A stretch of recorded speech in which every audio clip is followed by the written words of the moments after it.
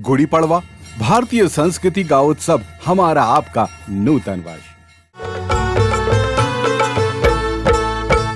हिंदू पंचांग के अनुसार हर वर्ष चैत्र माह की शुक्ल पक्ष की प्रतिपदा तिथि से हिंदू नववर्ष का आगाज होता है।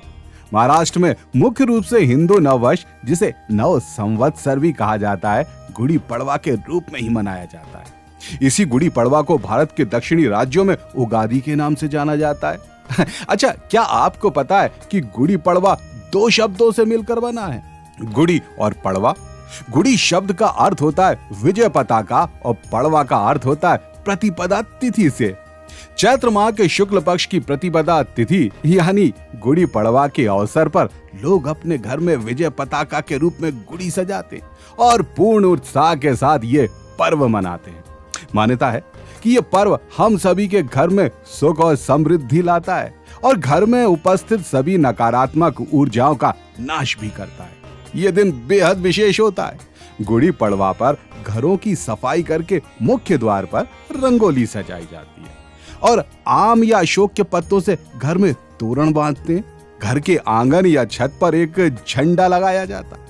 साथ ही बर्तन पर स्वास्तिक बनाकर उस पर रेशम का कपड़ा लपेट रखा जाता है। इस दिन सूर्य देव की आराधना के साथ साथ ही सुंदरकांड, राम रक्षा स्तोत्र और देवी भगवती की पूजा एवं मंत्रों का जप किया जाता है। अच्छे स्वास्थ्य की कामना कर नीम की कोपल गुड़ के साथ खूब खाई जाती है। यह पर्व कर्नाटक, गोवा, महाराष्ट्र, आंध्र प्रदेश की सीमा में मनाया जाता है। इस दिन बनने वाले पकवान भी खूब ही होते हैं साहब, जैसे श्रीखंड, पूरनपोली और खीर आदि। अच्छा, क्या आप जानते हैं गुड़ी पड़वा से जुड़ी कुछ दिलचस्प बातें? यदि नहीं तो चलिए ना सरसरी तौर पर हम आपको बताते हैं। नंबर 1, 9 अप्रैल 2024 से हिंदू नववर्ष विक्रम संवत 2081 की शुरुआत हो रही है। इस नववर्ष के प्रथम दिन के स्वामी को पूरे वर्ष का स्वामी माना जाता है। हिंदू नववर्ष का आगाज मंगलवार से आरंभ होगा, इस कारण नए विक्रम संवत के स्वामी मंगल देव होंगे। नंबर 2, धार्मिक मान्यता के अनुसार गुड़ी पड़वा के दिन ही ब्रह्मा जी ने इस सृष्टि की रचना का कार्य आरंभ किया था और सतयुग की शुरुआत इसी दिन से हुई थी। यही कारण है कि इसे सृष्टि का प्रथम दिन या युगादि तिथि भी कहते हैं। नंबर 3, रामायण काल में जब भगवान राम की मुलाकात सुग्रीव से हुई तो उन्होंने श्री राम को बाली के अत्याचारों से जुड़ी जानकारी दी। इसके बाद ही भगवान राम ने बाली का वध कर यहाँ के लोगों को उसके कुशासन से मुक्ति दिलाई थी।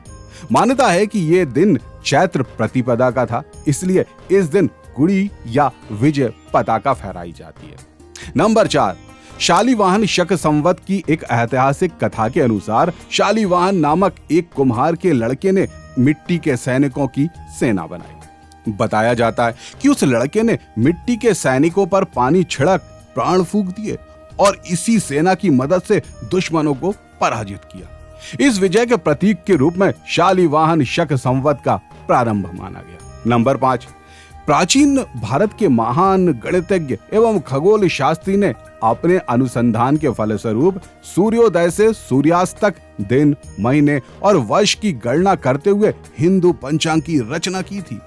इसी दिन उज्जैन के सम्राट विक्रमादित्य ने शकों को पराजित कर विक्रम संवत का श्री गणेश किया था।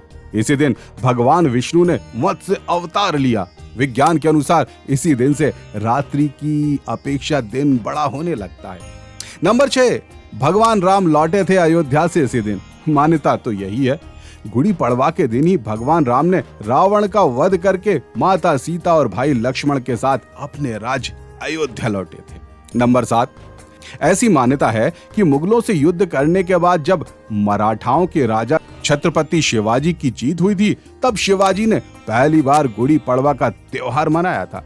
तभी से महाराष्ट्र में सभी लोग इस त्योहार को बड़े ही उत्साह से और जोश के साथ मनाते हैं। गुड़ी पड़वा पर मराठियों के लिए नया हिंदू नववर्ष की शुरुआत होती है। इस दिन लोग फसलों की पूजा आदि भी करते हैं। चलिए ना आगे बढ़ने के साथ इस पर्व से जुड़ी कुछ परंपराएं भी बताते हैं जो वर्षों से सतत चली आ रही हैं।